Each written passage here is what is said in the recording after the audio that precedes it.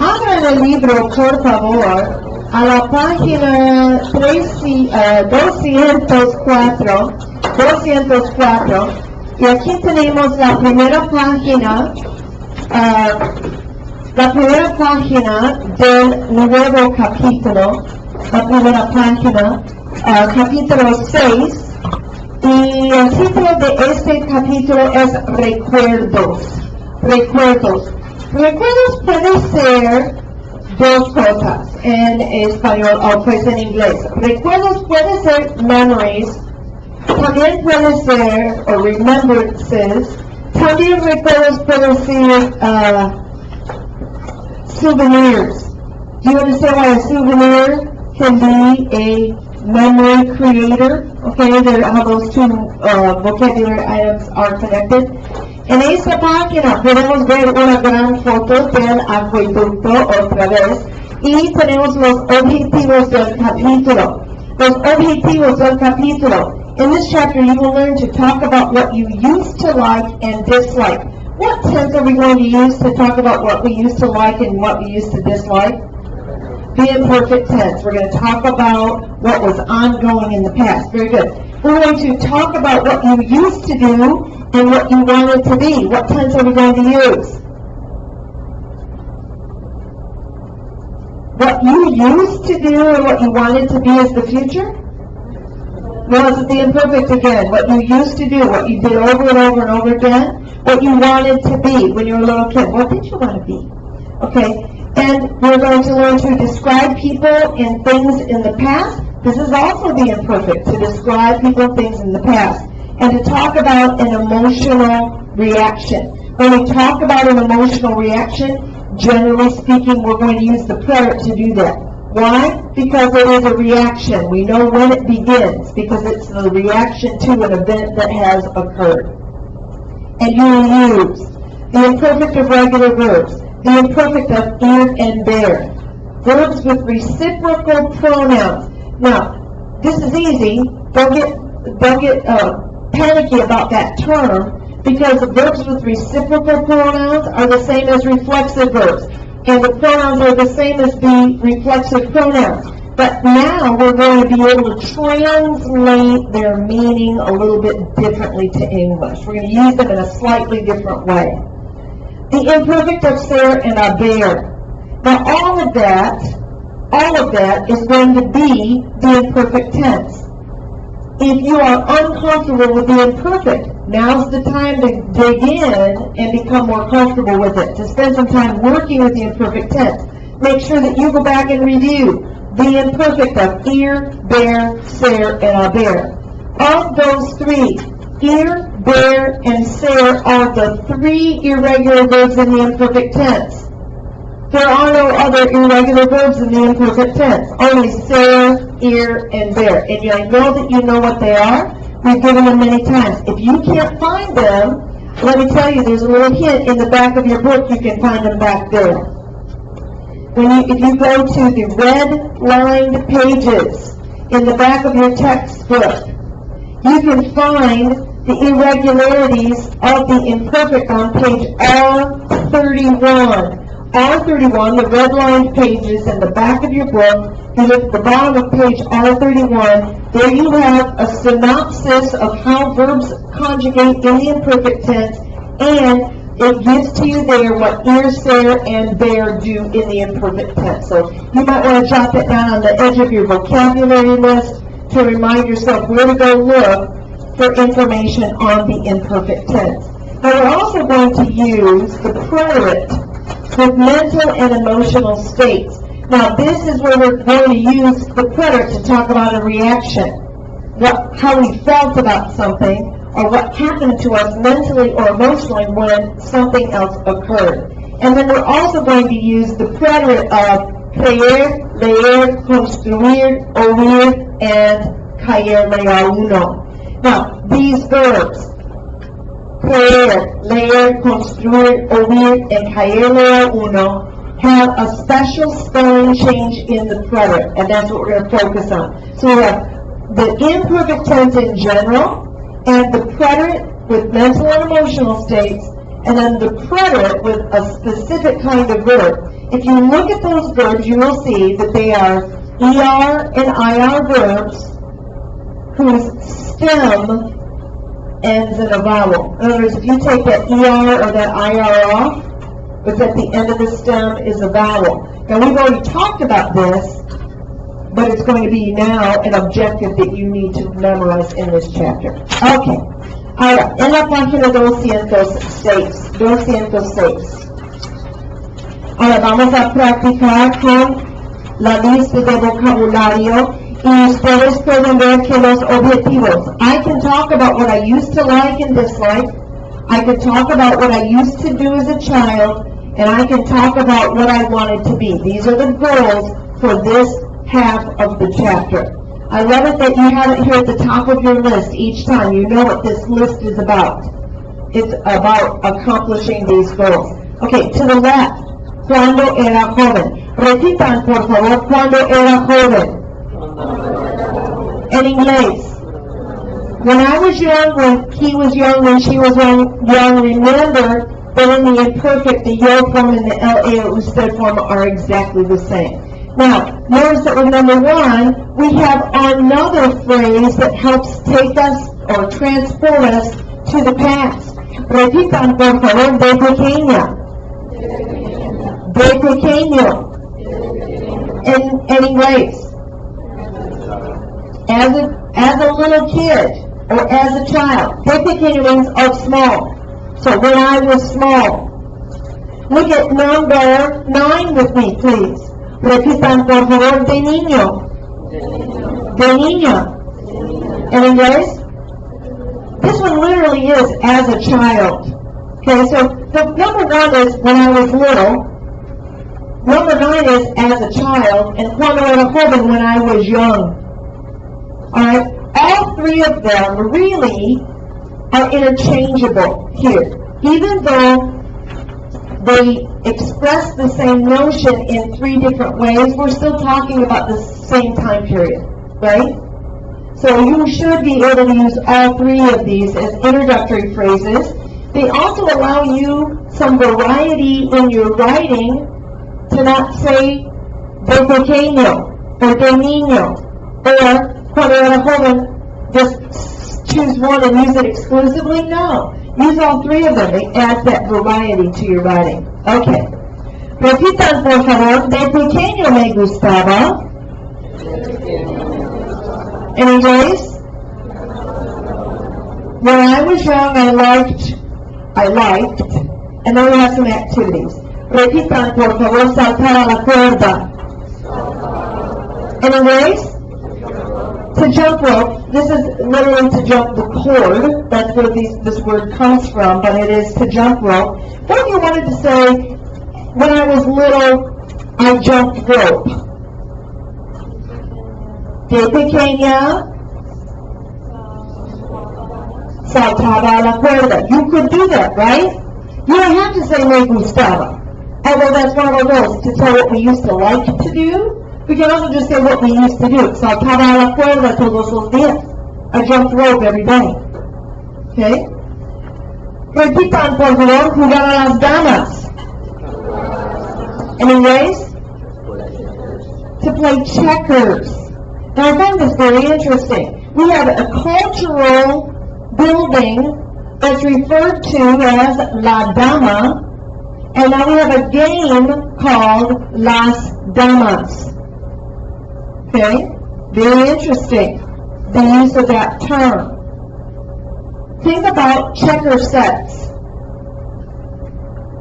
I haven't played checkers in a really long time. I might have a checkers set in the cupboard, but what's always on one side of a checker? A crown, right? So that you can king somebody. Okay? This is a game descended from the kings. Las Damas. Kind of interesting. Okay? You can also say, de pequeño me gustaba. You can say, de pequeño me gustaba jugar a las damas, or de pequeño jugaba a las damas. Now, if you're a boy, you're not saying de pequeño, right? You're saying de pequeña, right? You're going to say de pequeña, right? Okay. Repitan, por favor, coleccionar animales de peluche. Now, we've talked about coleccionar before. There are all different kinds of things that you can coleccionar, but this is a new one, animales de peluche, that's specific to when you're a little kid, we think. What are those?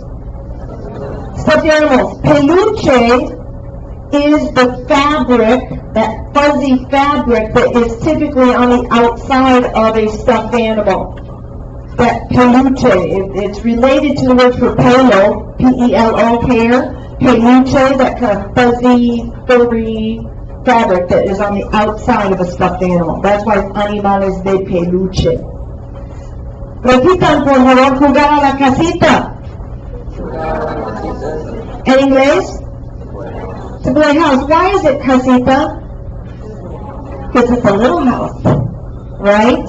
It's not really playing big house. You're playing, you pretend, you have this pretend house and you're playing, and it's casita here, it means little house, but it also is an endearment. Okay, it makes it something smaller. It's a diminutive here. Repitan, por favor, jugar con muñecas.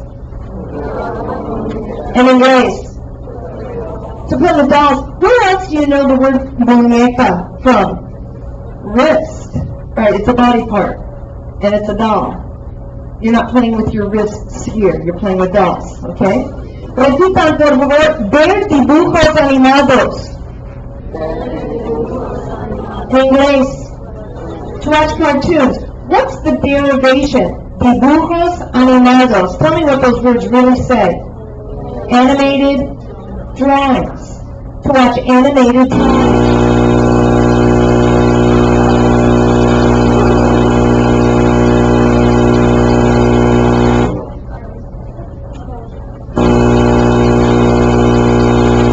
definitely my mic. So I'm going to go without my mic. I don't know why it's doing that, but I don't want you to have to listen to that for sure.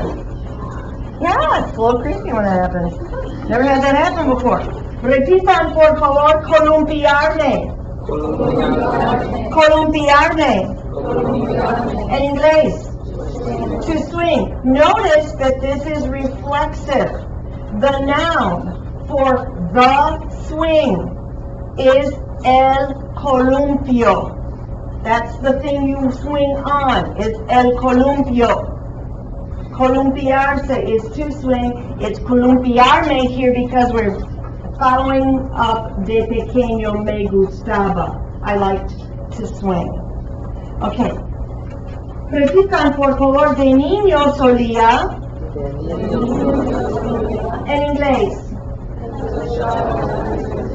Okay, as a child, I used to. This solía comes from the verb soler. S-O-L-E-R. Soler. Soler means to be accustomed to usually do, etc. In the present tense, it is a stem changer. O-U-E, suelo. Okay? Por la mañana, suelo tomar té. In the morning, I am accustomed to drinking tea. Okay? But here it is in the imperfect tense. Solía, I used to. I was accustomed to. I usually did the following things. Repitan, por favor, trepar a los árboles. En inglés? To climb trees. Notice that this is a special verb for to climb. There is another verb to climb, subir. Subir is a general term which means to go up or to get on, like to get on a plane or something like that. Trepar is a verb that indicates a little more effort is involved. Trepar a los árboles. You can even use it with mountain climbing. Trepar a las montañas. It indicates a more effort kind of required to accomplish the activity. Repitan, por favor, jugar con bloques. En inglés? Yeah, to play with blocks. Repitan, por favor, jugar al pilla-pilla. En inglés? To play tag. Jugar al escondite. En inglés? This is to play hide and seek. Escondite is a noun that comes from the verb esconder. Esconder means to hide something. Okay? Jugar al escondite, to play hide and seek. Repitan, por favor, jugar con cuadritos. En inglés? To play with little cars, like matchbox cars. Now, if you have played with something else specifically as a child, you might want to look up that vocabulary term so that you can talk knowledgeably about your own childhood in Spanish. That would be okay. You should probably try to do that. Repitan, por favor, coleccionar láminas. En inglés? To collect trading cards. So this is any kind of trading card. Okay? Repitan, por favor, compartir los juguetes. En inglés? To share toys. Some of you did that well, some of you did not do that well. Okay? Repitan, por favor, hacer travesuras. En inglés? To play tricks. Did you learn the adjective travieso? When you were learning to describe people, you learned the adjective travieso. Travieso means mischievous or naughty. Okay, notice that here, comes from the same Latin root. Hacer travesuras, to do mischiefs, to play pranks. Okay, to do naughty things. Hacer travesuras. Repitan, por favor, molestar. En inglés? To bother. Now, I know when you looked at that, you said, whoa, to molest? Why are we putting to molest on our vocabulary?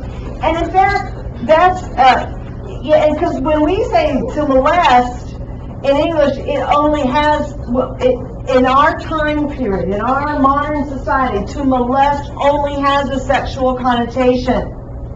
But in previous generations, to molest merely meant to bother. And in Spanish, it still just means to bother, okay? It doesn't have any sexual connotation in Spanish at all, okay? Repitan, por favor, sacar buenas notas. Sacar malas notas. En inglés, to get good or bad grades, that's right.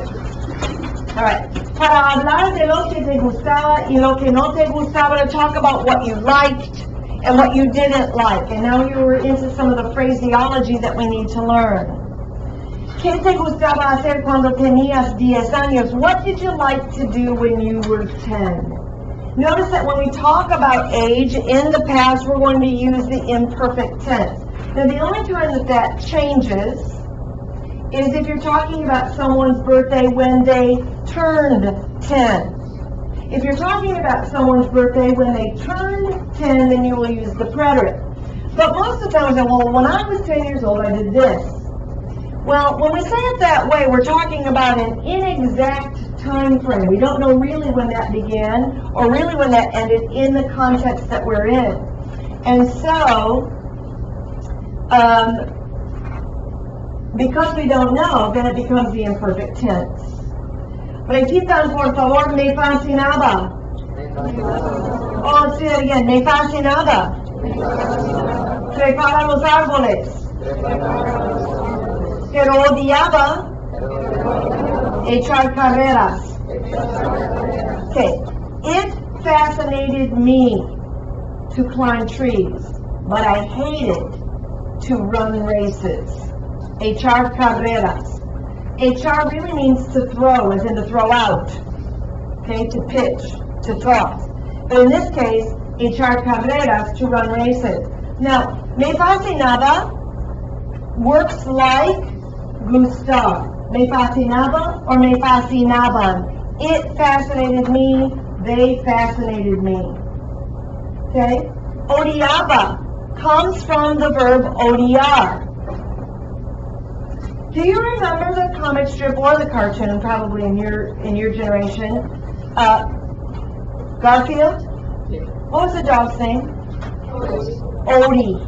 O-D-I-E. Not Otis. Odie. O-D-I-E. Comes from the same Latin root as this verb, odiar. English has a word, odiar means to hate. In English, there is an adjective which means hateful that is related to this verb. What is it? Odious. Aren't you glad you came to Spanish class today to learn some English? Odious. O-D-I-O-U-S means hateful.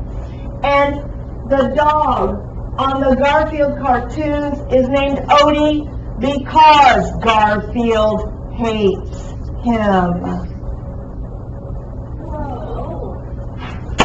You're joking. No, I'm not joking. That's why he's called Odie. O-D-I-E. O-D-I-E. Odie. Okay? Odie. 22. Repitan, por favor, de pequeño. Te llevabas bien con tus hermanos. En inglés. When you were little,